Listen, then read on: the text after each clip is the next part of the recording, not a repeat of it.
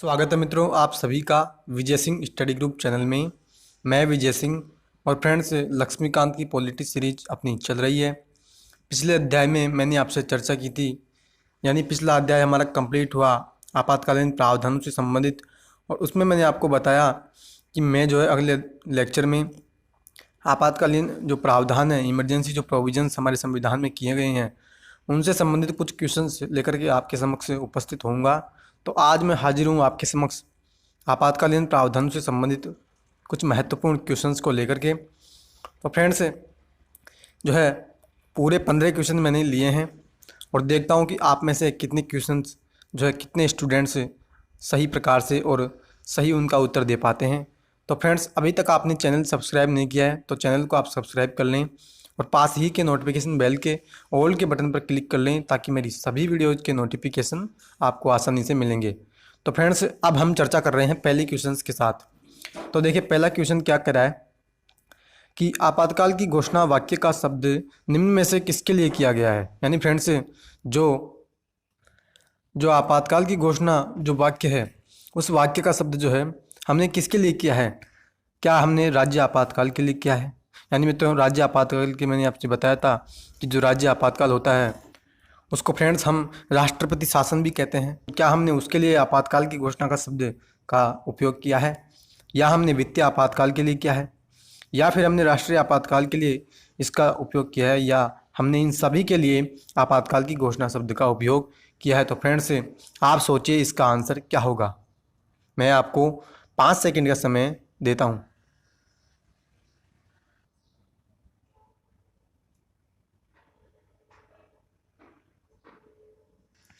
तो क्या मित्रों, आपने जो है इसका आंसर सोच लिया? मुझे ऐसा लग रहा है कि आप सभी लोगों ने इसका आंसर सोचा होगा। डी ऑप्शन इसका आंसर सोचा होगा, और कुछ हो सकते हैं कि इसका आंसर सही भी दें। तो फ्रेंड्स, मैं यहाँ पे जो है डिटेल से चर्चा कर दूँ। तो देखिए, आपातकाल की जो घोषणा, यानी आपातकाल की घोषणा की जाती है, जो वाक्य संविधान के द्वारा उपयोग किया गया है, वो किया गया है केवल और केवल राष्ट्रीय आपातकाल। यानी मित्रों, अनुच्छेद जो 352 है उसके तहत जब हम राष्ट्रीय आपातकाल की घोषणा करते हैं तो केवल उसी के लिए हमने राष्ट्रीय आपातकाल यानी आपातकाल की घोषणा शब्द जो है वो हमने केवल उसी के लिए किया है। ना तो हमने राष्ट्रपति शासन के लिए किया है और ना ही हमने वित्तीय आपातकाल के लिए जो है आपातकाल की घोषणा वाक्य का शब्द किया है। तो फ्रेंड्स, आशा करता हूँ कि आप में से जो है सभी ने उत्तर जो है इसका आंसर सही दिया होगा। आगे फ्रेंड्स हम चलते हैं तो दूसरे क्वेश्चन की ओर। तो कह रहा है, सन 1975 में भारत में लगाया गया राष्ट्रीय आपातकाल का क्या आधार था। यानी मित्रों, ये कह रहा है कि जब 1975 में भारत में राष्ट्रीय आपातकाल यानी नेशनल इमरजेंसी जब लगी तो उसका आधार क्या था, यानी किस आधार पर वो जो भारत में राष्ट्रीय आपातकाल लगाया गया था। तो कह रहा है कि क्या हमने युद्ध या बाह्य आक्रमण के आधार पर लगाया था, या फिर सशस्त्र विद्रोह के आधार पर लगाया, या हमने आंतरिक गड़बड़ी के आधार पर लगाया, या हमने जो है इनमें से किसी भी आधार पर उस समय राष्ट्रीय आपातकाल भारत में नहीं लगाया। तो फ्रेंड्स देखिए, अगर मैं इसकी आपसे चर्चा करूं तो देखिए 1975 में जो है इंदिरा गांधी के द्वारा भारत में राष्ट्रीय आपातकाल की घोषणा की गई थी। और आपको अगर पता हो तो उसमें कोई भी ऐसी परिस्थिति नहीं थी कि भारत में जो है किसी दूसरे देश ने जो है आक्रमण कर दिया हो, या भारत का किसी दूसरे देश के साथ युद्ध हो। तो ऐसी तो कोई परिस्थिति उसमें नहीं थी। तो ये जो ऑप्शन है वो गलत हो जाएगा। लेकिन आगे हम चलें तो देखिए, पहले हम आंतरिक गड़बड़ी की बात करते हैं। तो आंतरिक गड़बड़ी देखिए, जब इंदिरा गांधी ने राष्ट्रीय आपातकाल की घोषणा की तो यही वो शब्द था कि इंदिरा गांधी ने बताया, यानी इंदिरा गांधी ने इसी शब्द को आधार बना करके जो है भारत में राष्ट्रीय आपातकाल की घोषणा की थी कि जो है भारत में आंतरिक गड़बड़ी इसमें उस समय उत्पन्न हुई है, और इस कारण से मैं जो है वर्तमान में राष्ट्रीय आपातकाल भारत में जो है घोषित करने के लिए जो है राष्ट्रपति को सिफारिश करती हूँ। और फ्रेंड्स, सशस्त्र विद्रोह की अगर मैं बात करूँ तो देखिए, जो सशस्त्र विद्रोह जो लाया गया था शब्द, वो शब्द तो हमने बाद में संविधान में जोड़ा था। यानी पहले तो आंतरिक गड़बड़ी ही शब्द जो था वो संविधान में जो है था। तो फ्रेंड्स, इसका आंसर हमारा होगा आंतरिक गड़बड़ी जो है इसका आंसर सही होगा। नेक्स्ट अपन मित्रों बात करें तो देखिए, भारत में अभी तक कितनी बार हमने राष्ट्रीय आपातकाल लगाया है, यानी राष्ट्रीय आपातकाल हमने भारत में कितनी बार घोषित अभी तक किया है। क्या हमने 1 बार किया है, या हमने 2 बार, या हमने 3 बार किया है, या फिर हमने 4 बार, भारत में राष्ट्रीय आपातकाल अभी तक लगाए हैं। तो फ्रेंड्स देखिए, भारत में अभी तक राष्ट्रीय आपातकाल की अगर हम चर्चा करें कितनी बार लगाया गया है, तो मैं आपको बता दूं। और जब मैंने आपको राष्ट्रीय आपातकाल पढ़ाया उस समय भी मैंने आपसे चर्चा की थी और मैंने आपको एक ट्रिक भी बताई थी कि राष्ट्रीय आपातकाल हमारे जो है देश में कितनी बार लगे हैं और उसको याद करने की क्या ट्रिक है। तो उस समय मैंने आपको बताया था कि जो राष्ट्रीय आपातकाल है उस राष्ट्रीय आपातकाल के वहाँ पे मैंने लिख रखा था कि 125, यानी मित्रों एक तो हमने राष्ट्रीय आपातकाल लगाया था सन 1971 में। दूसरा हमने मित्रों राष्ट्रीय आपातकाल लगाया था जब हमारा भारत और चाइना, यानी जब हमारा चाइना के साथ युद्ध हुआ, कब 1962 में। और तीसरा मित्रों हमने लगाया था सन 1975 में, जब इंदिरा गांधी जी के द्वारा भारत में राष्ट्रीय आपातकाल लगाया गया। तो मित्रों भारत में अगर हम देखें तो अभी तक हमने 3 बार राष्ट्रीय आपातकाल की घोषणा जो है हम कर चुके हैं, यानी इसका सही आंसर होगा जो है 3। ठीक है फ्रेंड्स, आगे हम चलें तो देखिए, राष्ट्रपति शासन संविधान के कौन से अनुच्छेदों के तहत लगाए जा सकते हैं।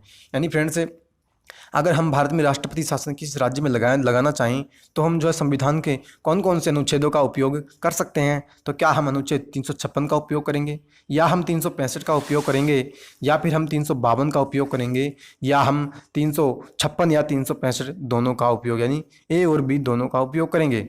तो फ्रेंड्स देखिए, मैंने विस्तृत रूप से आपसे चर्चा की थी जब मैंने आपको राष्ट्रपति शासन पढ़ाया। मैंने आपको क्लियरली बताया था कि जो है हम भारत में अगर किसी राज्य में राष्ट्रपति शासन लगाना चाहें तो हम जो है 2 अनुच्छेदों का उसके लिए उपयोग करेंगे।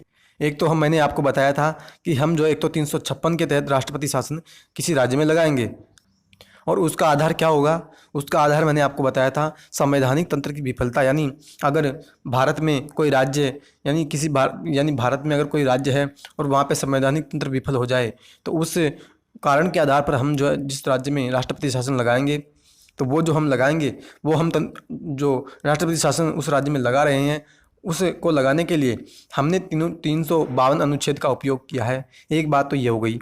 आगे मैंने आपको बताया था कि अगर मान लीजिए कि केंद्र सरकार ने कोई निर्देश दिया और किसी राज्य ने उस निर्देश को नहीं माना, तो उस कारण के आधार पर भी हम जो है भारत में राष्ट्रपति शासन किसी राज्य में लगा सकते हैं। यानी मित्रों हम भारत में 2 अनुच्छेदों का उपयोग करते हैं राष्ट्रपति शासन लगाने के लिए। और मित्रों मैं अगर आपको बताऊं तो मुझे ऐसा लगता है कि आप में से बहुत से स्टूडेंट्स इस बात से जो है कम ही अवगत होंगे कि हम भारत में 2 अनुच्छेदों के तहत राष्ट्रपति शासन लगाते हैं। ज़्यादातर तो हम यही बात याद रहते हैं कि हाँ अनुच्छेद 352, 356 और 360 ये तीनों अनुच्छेद हैं भारत में आपातकाल लगाने के लिए। तो मित्रों ये बात नहीं है, 365 भी हम उपयोग करके राष्ट्रपति शासन भारत में लगा सकते हैं। मित्रों आप इस बात को अवश्य याद रखना, हमेशा आपको जो है इस बात को याद रखनी है। और फ्रेंड्स अब हम चलें नेक्स्ट क्वेश्चन की ओर। तो देखिए हमारा 5वां क्वेश्चन स्टार्ट हो रहा है और बहुत ही उच्च लेवल का ये जो है क्वेश्चन है। तो देखिए कह रहा है भारत में सन 1991 में, यानी हमें इन कथनों पर विचार करना है और देखना है कि क्या आगे हमें प्रश्न पूछा जाता है। तो कह रहा है कि भारत में सन 1991 में वित्तीय आपातकाल की घोषणा की गई, यानी जब 1991 में भारत में वित्तीय संकट आया तो क्या भारत ने उस समय वित्तीय आपातकाल की घोषणा की थी। दूसरा कह रहा है कि राष्ट्रपति शासन को अधिकतम 3 वर्षों तक लगाया जा सकता है। ये कह रहा है कि क्या हम किसी भी राज्य में अगर राष्ट्रपति शासन लगाना चाहें तो क्या हम ज़्यादा से ज़्यादा 3 साल तक वहाँ राष्ट्रपति शासन लगाए रख सकते हैं। तो क्या ये सही है। आगे कहता है राष्ट्रीय आपातकाल की न्यायिक समीक्षा नहीं की जा सकती। यानी मित्रों क्या जो न्यायपालिका वो है, यानी कि जो न्यायपालिका है भारत की, तो वो न्यायपालिका क्या राष्ट्रीय आपातकाल की न्यायिक समीक्षा कर सकती है। यानी क्या राष्ट्रीय आपातकाल को भारत की जो न्यायपालिका है वो क्या अवैध या वैध घोषित कर सकती है, क्या उसको यह अधिकार हमने दिया है। आगे कहता है 44वें संविधान संशोधन अधिनियम 1978 के द्वारा आंतरिक गड़बड़ी शब्द को सशस्त्र विद्रोह से विस्थापित किया गया। यानी मित्रों ये कह रहा है कि क्या जो आंतरिक गड़बड़ी शब्द है उसको हमने सशस्त्र विद्रोह से पलट दिया, तो क्या उसको पलटने के लिए क्या हमने 44वें संविधान संशोधन अधिनियम का उपयोग किया था। तो आगे पर हमें प्रश्न पूछा जाता है कि उपरोक्त कथनों में से कौन से कथन सही है। यानी मित्रों इन चारों कथनों में से आपको सही कथन बताना है। तो फ्रेंड्स आप सोचिए इसका आंसर क्या है। मैं आपको 5 सेकंड का ज़्यादातम समय देता हूँ।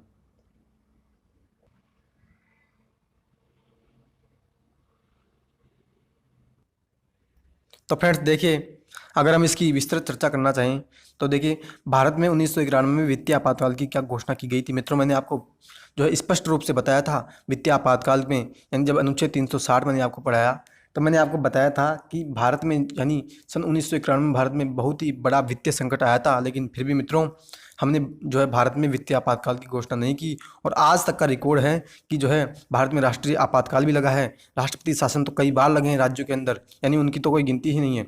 लेकिन भारत में ये रिकॉर्ड अभी भी बना हुआ है कि हमने अभी तक एक बार भी भारत में वित्तीय आपातकाल नहीं लगाया है। तो मित्रों ये जो कथन है वो तो गलत हो जाएगा। ठीक है, अगर हम आगे चलें तो राष्ट्रपति शासन को अधिकतम 3 वर्षों तक लगाया जा सकता है। मित्रों ये बात बिल्कुल सही है कि जो राष्ट्रपति शासन किसी राज्य में लगाया जाता है वो हम ज़्यादा से ज़्यादा यानी अधिक से अधिक हम उस राज्य में 3 साल तक राष्ट्रपति शासन लगाए रख सकते हैं। 3 साल से ज़्यादा आप उस राज्य में राष्ट्रपति शासन नहीं लगा सकते। 3 साल के बाद तो आपको उस राज्य में जो है चुनाव करवाने ही पड़ेंगे। तो मित्रों ये बात हमारी सही हो जाती है। आगे अगर हम बात करें तो कह रहा है राष्ट्रीय आपातकाल की न्यायिक समीक्षा नहीं की जा सकती। मित्रों ये बात बिल्कुल गलत है।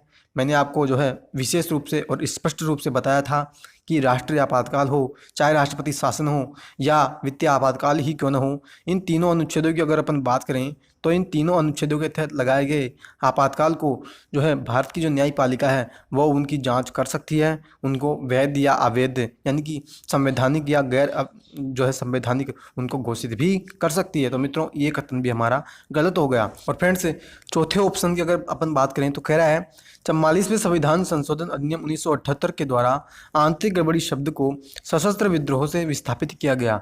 यानी मित्रों क्या हमने 44वें संविधान संशोधन अधिनियम 1978 के माध्यम से जो आंतरिक गड़बड़ी जो शब्द है जिसके आधार पर जो है 1975 में इंदिरा गांधी ने राष्ट्रीय आपातकाल भारत में लगाया था, तो क्या वो शब्द जो है उस शब्द को हमने जो है सशस्त्र विद्रोह से जो है पलट दिया था? तो मित्रों ये जो कथन है ये कथन बिल्कुल सही है। फ्रेंड्स 44वां संविधान संशोधन अधिनियम जो है संसद फिर लेकर के आई थी और उसको लेकर के आने के बाद हमने जो है आंतरिक गड़बड़ी शब्द है उसको हमने पलट दिया था सशस्त्र विद्रोह के आधार पर। तो मित्रों हमने पूछा था कि इसमें कौन सा कथन सत्य है, तो आप देखिए कि हमारे यहाँ पे हमें 2 कथन सही मिल रहे हैं। कौन कौन से? एक तो दूसरा कथन और एक चौथा। तो इस प्रकार से इसका सही उत्तर होगा 2 और 4। मित्रों आपको ये क्वेश्चन कैसा लगा जो है आप अपनी प्रतिक्रिया विशेष रूप से कमेंट बॉक्स में ज़रूर दीजिएगा। यानी मित्रों बहुत ही उच्च लेवल का एडवांस लेवल का मैंने आपके लिए क्वेश्चन तैयार किया था। तो फ्रेंड्स आगे हम चल रहे हैं अगले क्वेश्चन की ओर। तो कह रहा है सर्वप्रथम राष्ट्रपति शासन को प्रयोग यानी सर्वप्रथम राष्ट्रपति शासन का हमने प्रयोग किस राज्य में किया, यानी कौन से राज्य में सबसे पहले हमने राष्ट्रपति शासन भारत में लगाया था? तो कह रहा है कि पेप्सू राज्य में, या फिर हमने उत्तर प्रदेश में लगाया, या राजस्थान में, या मणिपुर में। तो मित्रों इस बात की अगर हम अपन चर्चा करें यानी इस क्वेश्चन का अगर मैं आपको उत्तर बताऊं तो जब मैंने आपको राष्ट्रपति शासन पढ़ाया उस समय भी मैंने आपको बताया था कि सबसे पहले हमने जो राष्ट्रपति शासन लगाया था वो हमने पंजाब राज्य में लगाया था। और फ्रेंड्स अब आप सोच रहे होंगे कि पंजाब तो इसमें ऑप्शन दिया ही नहीं है। तो फ्रेंड्स जब मैंने आपको राष्ट्रपति शासन बताया था ना तो मैंने आपको बताया था कि पंजाब जो राज्य है उसको पेप्सू राज्य पहले बोला जाता था। तो इस कारण से जो है सबसे पहले 1951 में पंजाब राज्य में ही जो है पेप्सू राज्य जो था पहले उसमें जो है राष्ट्रपति शासन हमने लगाया था। तो इस प्रकार से इसका सही उत्तर पेप्सू राज्य हो जाता है। तो ए इसका सही उत्तर है। आगे मित्रों बात करता हूँ। कह रहा है राष्ट्रीय आपातकाल किसकी सिफारिश पर लगा सकते हैं, यानी मित्रों कौन उसकी सिफारिश कर सकता है कि हाँ आप जो है अब आप जो है राष्ट्रीय आपातकाल भारत में लगा सकते हो। तो क्या अगर प्रधानमंत्री कह दे तो उसके कहने पर हम जो है राष्ट्रीय आपातकाल लगा सकते हैं, या फिर मंत्रिपरिषद के कहने पर, या मंत्रिमंडल के कहने पर, या फिर संसद के कहने पर? तो मित्रों आप सोचिए इसका आंसर क्या है।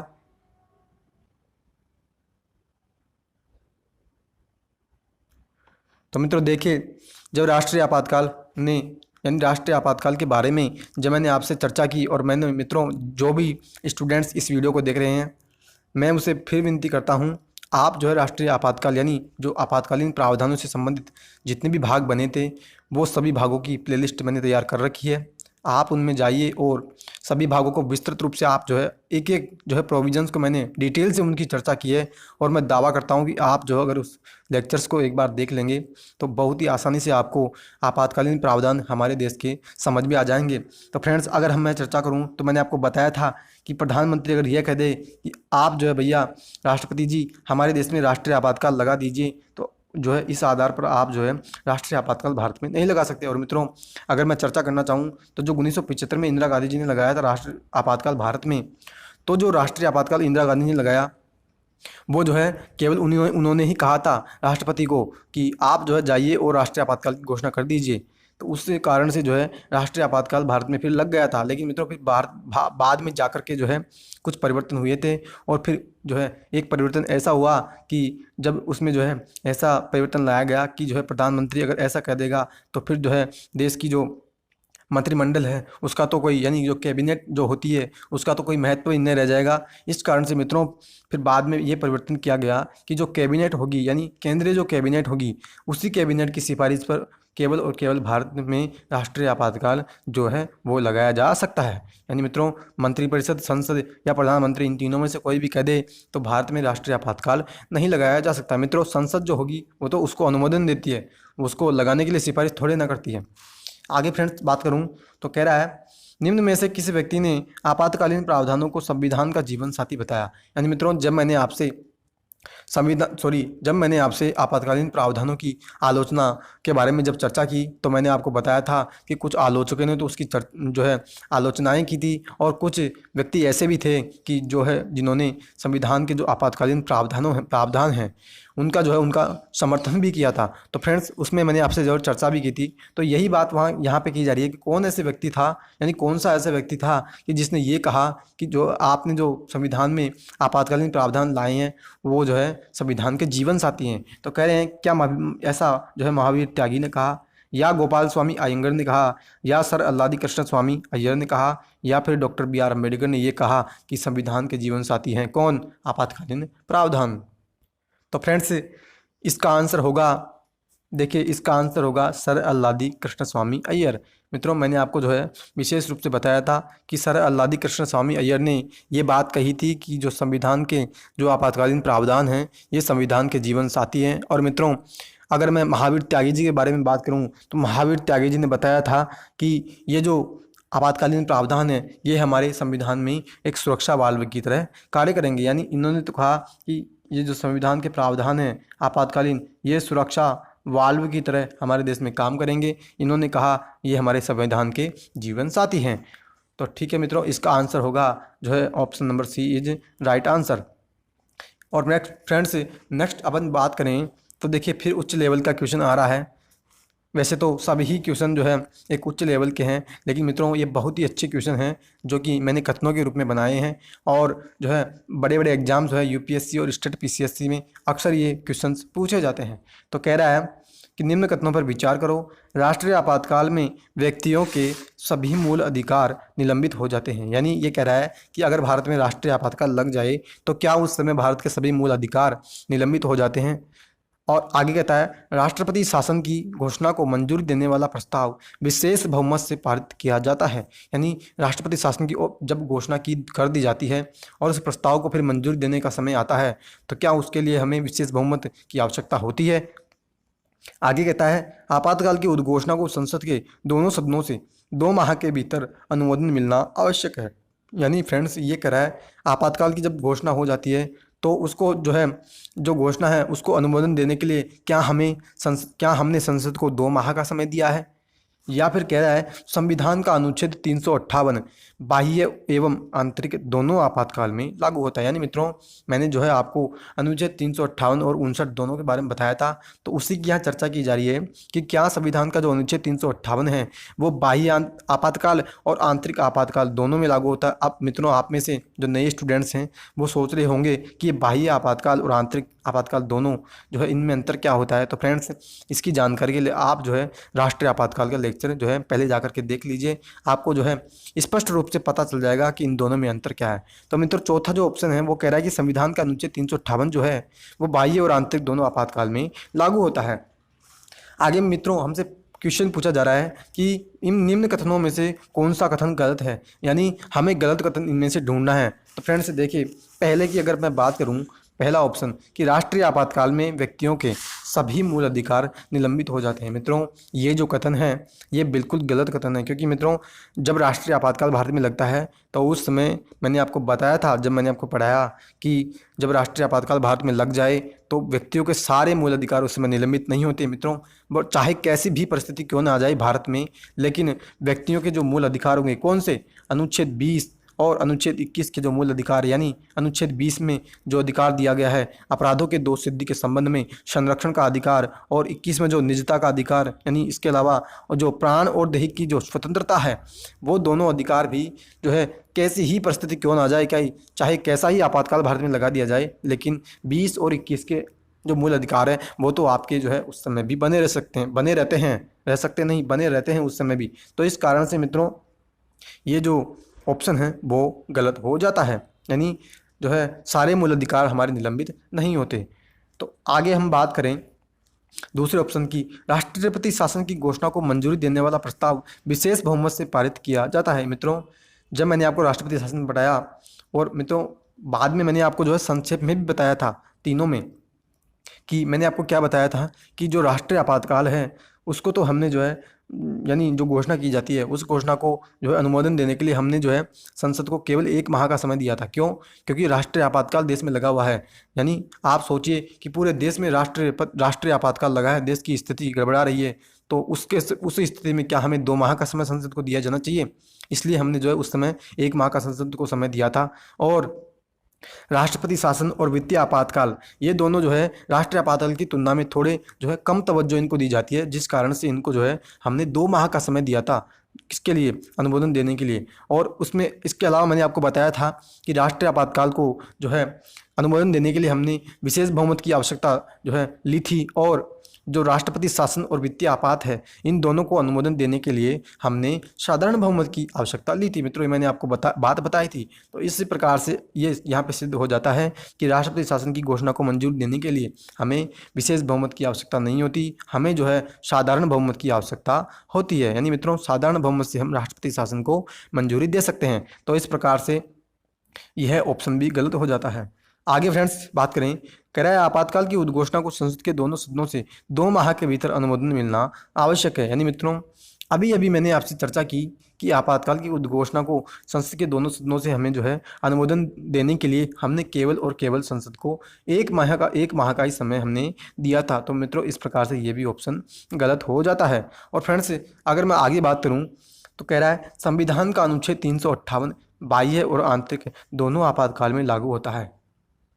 तो फ्रेंड्स अगर मैं संक्षेप में चर्चा करना चाहूँ तो देखिए बाह्य आपातकाल तो वो होता है जो कि हम युद्ध या बाह्य आक्रमण के आधार पर घोषित करते हैं। यानी अगर भारत के ऊपर किसी देश का आक्रमण कर दिया जाए या भारत का किसी देश के साथ युद्ध हो जाए तो उस स्थिति में अगर हम आपातकाल की घोषणा करते हैं तो उसको हम क्या कहेंगे कि हमने जो है देश में बाह्य आपातकाल लगाया है। लेकिन अगर मान लो मित्रों कि भारत में सशस्त्र विद्रोह के आधार पर हम राष्ट्रीय आपातकाल की घोषणा करें, यानी कि भारत में ही कोई आंतरिक सुरक्षा को जो है खतरा उत्पन्न हुआ है, तो उसी स्थिति में अगर हम घोषणा करें आपातकाल की तो उसको हम कहते हैं आंतरिक आपातकाल। तो कह रहा है कि क्या जो अनुच्छेद 358 है वो दोनों आपातकालों में लागू होता है? तो मित्रों ये बात भी गलत है। अनुच्छेद 358 है वो केवल और केवल बाह्य आपातकाल में लागू होता है, और मित्रों 359 अनुच्छेद जो है बाह्य और आंतरिक दोनों आपातकाल में लागू होता है। तो इस प्रकार से ये ऑप्शन भी गलत हो जाता है। तो फ्रेंड्स इसका उत्तर हमारा हो जाएगा कि चारों ही ऑप्शन जो है वो गलत है, यानी इस प्रकार से उपरोक्त सभी इसका सही उत्तर हो जाएगा। और फ्रेंड्स आगे हम चलते हैं नेक्स्ट क्वेश्चन की ओर। तो कह रहा है किस संविधान संशोधन अधिनियम ने राष्ट्रपति को भारत के विशेष भाग पर राष्ट्रीय आपातकाल लागू करने का अधिकार दिया? यानी मित्रों वो कौन सा संविधान संशोधन अधिनियम हम लेकर के आए थे जिसके द्वारा हमने भारत को यह अधिकार दिया, हमने जो है राष्ट्रपति को यह अधिकार दिया कि भैया आप जो है वो भारत के किसी एक विशेष भाग पर भी, यानी पूरे भारत पर नहीं, केवल और केवल आप जो है कुछ विशेष भाग पर भी राष्ट्रीय आपातकाल की घोषणा कर सकते हो। तो फ्रेंड्स ऑप्शन दे रहा है क्या 42वां संविधान संशोधन अधिनियम हम लेकर के आए इसके लिए, या 44वां, या 38वां, या 86वां? तो फ्रेंड्स इसकी मैंने आपसे जो है उस समय भी चर्चा की थी और आज मैं फिर से जो है डिटेल से चर्चा कर रहा हूँ कि फ्रेंड्स हमने जो है राष्ट्रपति को यह अधिकार दिया था कि आप जो है किसी विशेष भाग पर राष्ट्रीय आपातकाल लगा सकते हो, और वो अधिकार हमने देने के लिए हमने लाया था 42वां संविधान संशोधन अधिनियम सन 1976। और फ्रेंड्स 44वां जो संविधान संशोधन अधिनियम हम लेकर के आए थे इसकी मैंने अभी आपसे जो है पिछले जो है एक विस्तृत क्वेश्चन में चर्चा की कि 44वें संविधान संशोधन अधिनियम 1978 के माध्यम से हमने जो है आंतरिक गड़बड़ी शब्द को सशस्त्र विद्रोह से पलट दिया था। और फ्रेंड्स 38वां संविधान संशोधन की अगर मैं बात करूं तो 38वां संविधान संशोधन ये कहता है, यानी इस 38वें संविधान संशोधन अधिनियम के माध्यम से हमने जो है जो वित्तीय आपातकाल या राष्ट्रपति शासन हो या राष्ट्र आपातकाल हो, इन तीनों की जो है न्यायिक समीक्षा का अधिकार हमने न्यायपालिका को नहीं दिया था। यानी न्यायपालिका इस अधिनियम के माध्यम से जो है भारत में किसी भी आपातकाल की न्यायिक समीक्षा नहीं कर सकती थी। और 86 में तो आपको पता ही होगा, मैंने कई बार आपसे चर्चा की है, जब मैंने आपको मूल अधिकार पढ़ाया, जब मैंने आपसे मौलिक कर्तव्य पढ़ाए, तो उस समय भी मैंने आपको चर्चा की थी कि 86वें संविधान संशोधन अधिनियम 2002 के माध्यम से तो हमने जो है बच्चों को अधिकार दिया था किसका, शिक्षा का। और हमने संविधान में अनुच्छेद 21 के भी जोड़ा था, और इसके अलावा हमने मौलिक कर्तव्य भी संविधान में जोड़े थे, जो कि हमारा 11वां मौलिक कर्तव्य था। तो फ्रेंड्स, इस प्रकार से मैंने आपसे इस क्वेश्चन की विस्तृत चर्चा की है। और फ्रेंड्स, आशा करता हूं कि आपको जो है ये सभी क्वेश्चंस जो है इजीली समझ में आ रहे होंगे, ये मैं आपसे आशा करता हूं। आगे फ्रेंड्स नेक्स्ट क्वेश्चन की ओर अपन चलते हैं। तो अगला क्वेश्चन कह रहा है, राष्ट्रीय आपातकाल में राज्य सूची पर कानून बनाने का अधिकार किस या किसको प्रदान किया गया है। यानी फ्रेंड्स, राष्ट्रीय आपातकाल अगर लग गया हो भारत में, उस समय राज्य सूची में जितने भी विषय हैं उस पर कानून कौन बना सकता है, तो उसी के बारे में यहाँ पूछा जा रहा है। तो कह रहा है, क्या संसद उस समय उस पर कानून बना सकती है, या फिर राज्य विधानमंडल बना सकता है, या राष्ट्रपति बनाएगा, या फिर संसद या राष्ट्रपति यानी ए व सी दोनों बनाएंगे। तो फ्रेंड्स, आप जो है सोचिए कि इसका आंसर क्या होगा। और फ्रेंड्स, मैंने आपसे जो है पिछले अध्याय में मैंने आपसे चर्चा की थी कि आप जो है अच्छी प्रकार से जो है अपने इमरजेंसी प्रोविजंस का जो टॉपिक है उसको तैयार करके आएगा। बहुत ही जो है उच्च लेवल के और बहुत ही गुणवत्ता वाले क्वेश्चंस मैं आपके लिए लेकर आऊँगा। तो फ्रेंड्स, अगर हम इसकी आंसर की चर्चा करें तो देखिए, संसद जो होगी वो बिल्कुल राज्य सूची पर उस समय कानून बना सकती है। राष्ट्रीय आपातकाल देश में लगा हुआ है तो राज्य सूची पर उसको जो है किसी भी प्रकार का कानून बनाने का अधिकार है, और राज्यों को वो कोई भी निर्देश दे सकती है। और फ्रेंड्स, अगर हम बात करें राज्य विधानमंडल की, तो राज्य विधानमंडल की तो उस समय जो है शक्तियाँ उस समय जो है छिन जाती है। इस कारण से राज्य विधानमंडल उस समय कानून नहीं बना सकता। ये ऑप्शन गलत हो जाएगा। अगर हम आगे बात करें तो राष्ट्रपति, बिल्कुल अगर मान लो कि उस समय संसद काम ही नहीं कर रही है, यानी संसद उस समय सत्र में नहीं है, तो उस स्थिति से निपटने के लिए कौन कानून बनाएगा, तो उस स्थिति में कानून बनाने का अधिकार हमने जो है राष्ट्रपति को दिया, यानी वो राष्ट्रपति उस समय अध्यादेश जारी करेगा।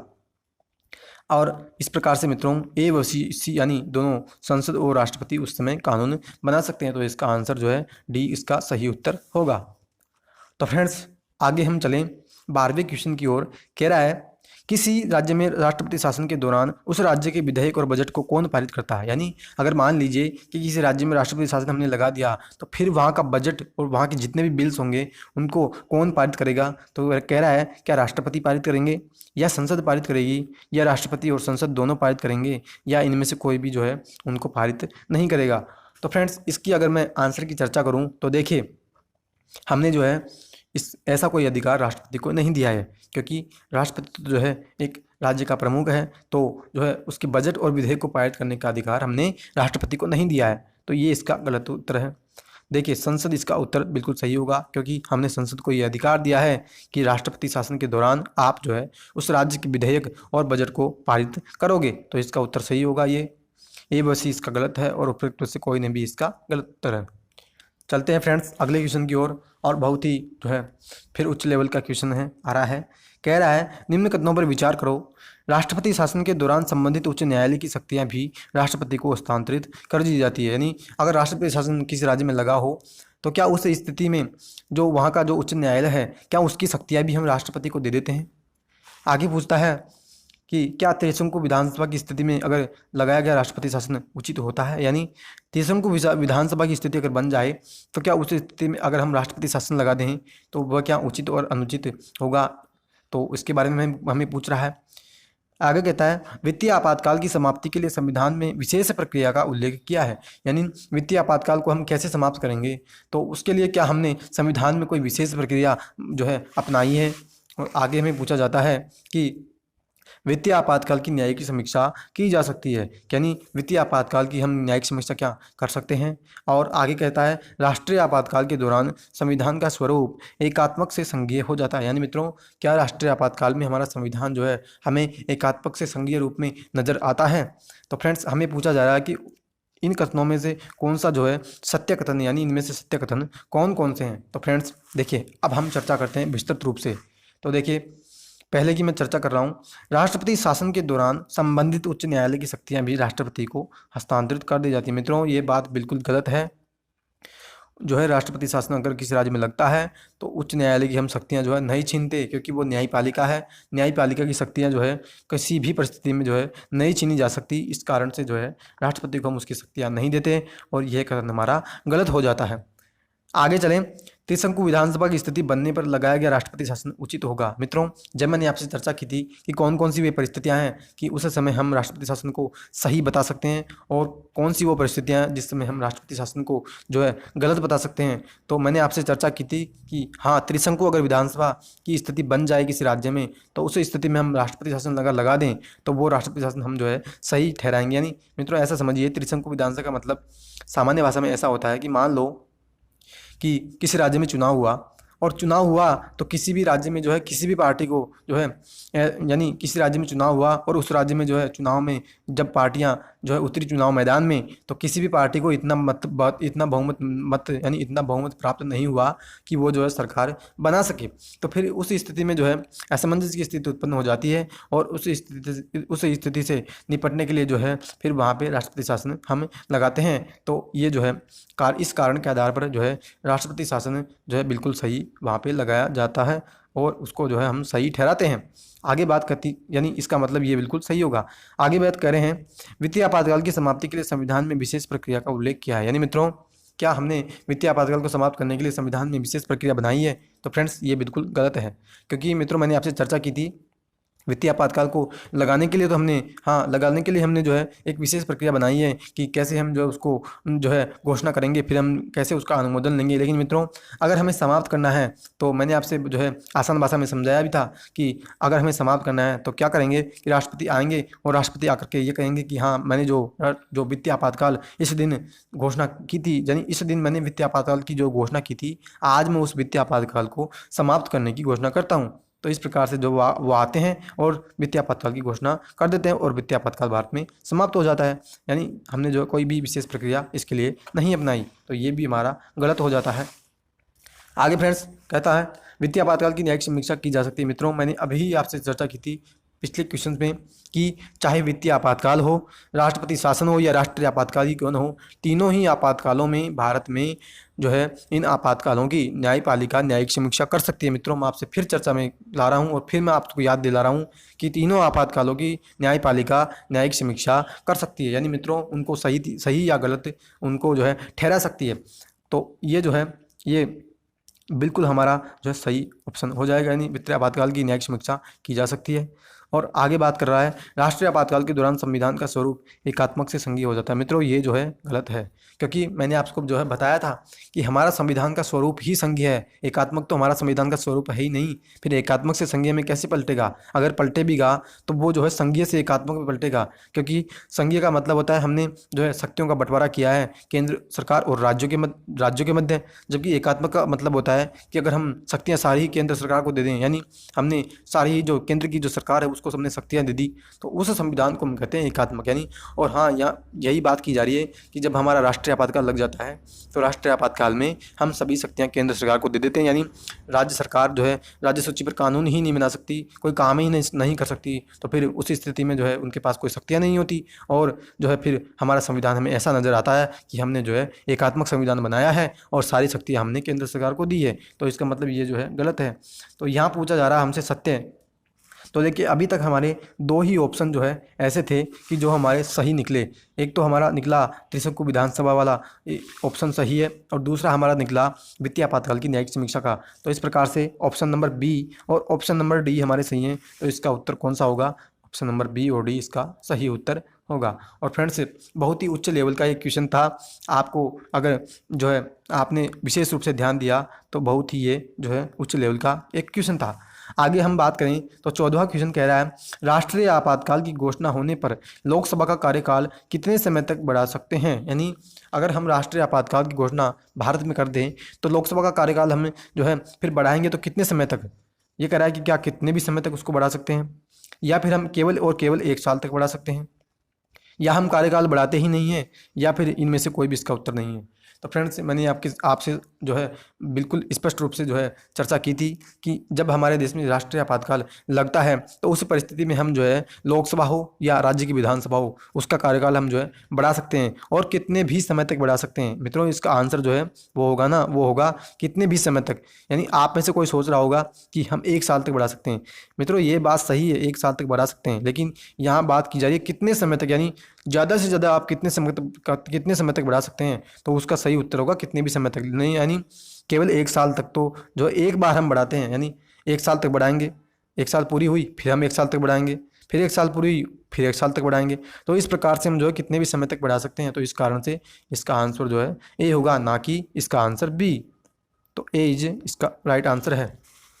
और फ्रेंड्स अंतिम क्वेश्चन है हमारा, क्वेश्चन नंबर 15 कह रहा है किस मामले में सुप्रीम कोर्ट ने यह निर्णय दिया था कि यदि राष्ट्रपति की उद्घोषणा असंवैधानिक है तो विघटित या निलंबित विधानसभा को पुनः बहाल किया जा सकता है। यानी मित्रों वो कौन सा मामला था जिसमें सुप्रीम कोर्ट ने जो है एक निर्णय दिया था क्या, कि अगर मान लो राष्ट्रपति ने उद्घोषणा की किसकी, राष्ट्रपति शासन लगाने के किसी राज्य में, और न्यायपालिका ने उसकी फिर समीक्षा की और न्यायपालिका को ऐसा लगा कि राष्ट्रपति ने तो जो है मनमानी तरीके से यानी अपनी मन मर्जी करने के लिए जो है उस राज्य में राष्ट्रपति शासन लगाया है। यानी वो जो राष्ट्रपति शासन उस राष्ट्रपति ने लगाया वो तो जो है एक राजनीतिक उसका उद्देश्य था। और अगर मान लो कि न्यायपालिका को ऐसा लग जाए तो फिर न्यायपालिका जो है होगी वो जो है वहाँ जो विधानसभा विघटित की गई थी या जिस विधानसभा को जिस राज्य में राष्ट्रपति शासन जब लगाया तो उसको जब निलंबित किया तो उस विधानसभा को वो पुनः बहाल कर सकती है न्यायपालिका। यानी वहाँ पे उस सरकार जो पहले काम कर रही थी उसको पुनः वहाँ पे सरकार बना सकती। ऐसा मामला जो है यानी ऐसा निर्णय कौन से मामले में सुप्रीम कोर्ट ने दिया था। तो कह रहा है कि क्या मिनर्वा मिल्स मामला में ऐसा निर्णय दिया सुप्रीम कोर्ट ने जो 1980 में आया, या फिर SR बोम्मई मामले में कहा गया जो 1994 में आया, या चंपाकम दोराई-राजन मामले में कहा, या फिर इंदिरा साहनी वाद में 1992 में कहा गया था कि ऐसा। तो फ्रेंड्स इसका अगर मैं आपके साथ उत्तर शेयर करूं तो देखिए फ्रेंड्स जो है मिनर्वा मिल्स मामला जो था उसमें ऐसी कोई बात नहीं की गई थी। और मित्रों जब मैंने आपसे जो है मूल अधिकारों के बारे में चर्चा की थी तो मैंने आपको बताया था कि मिनर्वा मिल्स जो मामला है वो तो हमने जो है किस कारण से लाया, यानी मिनर्वा मिल्स मामले में क्या निर्णय दिया था सुप्रीम कोर्ट ने। उन्होंने मिनर्वा मिल्स मामले में सुप्रीम कोर्ट ने कहा था कि मिनर्वा मिल्स मामला में क्या कहा, उन्होंने कहा कि अगर मूल अधिकार हमारी यानी जो हमारी संविधान की जो नींव है वो मूल अधिकारों और नीति निर्देशक तत्वों, यानी जो हमारे मूल अधिकार हैं और जो नीति निर्देशक तत्व हैं हमारे संविधान के, उन दोनों के ऊपर ही हमारी संविधान की जो आधारशिला है वो टिकी हुई है। तो इस बात की चर्चा तो मिनर्वा मिल्स मामले में की गई थी। अगर मैं चंपाकम दोराई-राजन मामले में बात करूं तो इसमें मित्रों सुप्रीम कोर्ट ने कहा था क्या कि हमारे अगर मान लीजिए मूल अधिकार और नीति निर्देशक तत्व इन दोनों में किसी भी प्रकार का अगर टकराव होता है तो उस स्थिति में मूल अधिकार प्रभावी होंगे। यानी मित्रों चंपाकम दोराई-राजन मामले में तो ऐसा सुप्रीम कोर्ट ने निर्णय दिया था। और फ्रेंड्स इंदिरा साहनी वाद के मामले में जो है आपको अगर शायद पता भी हो आप में से किसी स्टूडेंट्स को कि इंदिरा साहनी जो वाद है वो तो 1992 में आया था, कौन सा, और इसको क्या कहा जाता है, इसको जो है मंडल मामला भी हम कहते हैं, यानी मंडल केस भी इसको जो है कहा जाता है। यानी क्यों, क्योंकि जब मंडल कमीशन जब भारत में गठित हुआ था जो है आरक्षण देने के लिए, तो उसी मामले में जो इंदिरा साहनी वाद जो है फिर 1992 में आया था। तो इसका उत्तर जो है ये भी नहीं होगा। और फ्रेंड्स इसका उत्तर जो होगा वो होगा SR बोम्मई मामला, यानी बोम्मई मामला आया था मित्रों सुप्रीम कोर्ट के द्वारा 1994 में। जो इस मामले में जो है सुप्रीम कोर्ट ने कहा था कि अगर मान लीजिए किसी राज्य में राष्ट्रपति शासन लगाया और वो राष्ट्रपति शासन राष्ट्रपति ने अपनी मनमर्जी और अपनी मनमानी करने के लिए लगाया है तो हम जो है उस राष्ट्रपति शासन को गलत ठहरा सकते हैं। और जो पहले वहाँ राज्य की सरकार जो है वहाँ शासन कर रही थी उस राज्य सरकार को हम जो है पुनः वहाँ पर शासन करने के लिए जो है अपनी विधानसभा गठित करने के लिए कह सकते हैं। तो फ्रेंड्स इसका सही उत्तर होगा SR बोम्मई मामला, इसका सही उत्तर है, यानी option number B is right answer. तो फ्रेंड्स ये थे हमारे आज के आपातकालीन प्रावधानों यानी इमरजेंसी जो प्रोविजंस हमारा जो टॉपिक था उसके जो है मैंने आपको बहुत उच्च लेवल के क्वेश्चन आपको करवाए हैं। और फ्रेंड्स आपको ये क्वेश्चंस कैसे लगे अपनी प्रतिक्रिया कमेंट बॉक्स में आप जो है ज़रूर दें। और फ्रेंड्स हाँ अधिक से अधिक लोगों में यानी अपने जो फ्रेंड्स सर्कल हैं उसमें आप जो है इन क्वेश्चंस को जो है शेयर करिए और देखिए कि क्या वे फ्रेंड्स जो है आपके कितने क्वेश्चंस इनको जो है हल कर पाते हैं और क्या। और हाँ मैं मित्रों आप जो है कमेंट बॉक्स में ये भी कमेंट करिएगा कि आपने जो है कितने क्वेश्चंस इनमें सही किए, आपको ये क्वेश्चन कैसे लगे। और जो है मैंने आपको जब आपके समक्ष जितने भी क्वेश्चन रखे तो उनकी जो है समझ क्या आप में विकसित हुई या नहीं हुई, या आपको ये क्वेश्चन ही समझ में नहीं आए, तो इन सभी की चर्चा जो है आप कमेंट बॉक्स में जो है प्लीज़ करिएगा। और फ्रेंड्स, अब हम मिलेंगे हमारे जो है अगले अध्याय में, यानी अगला हमारा चैप्टर स्टार्ट होगा, उसमें मैं जो है आपके समक्ष उपस्थित होऊंगा फिर से। तो फ्रेंड्स, अब हम मिलेंगे नए अध्याय में, तब तक के लिए जय हिंद, जय भारत, वंदे मातरम।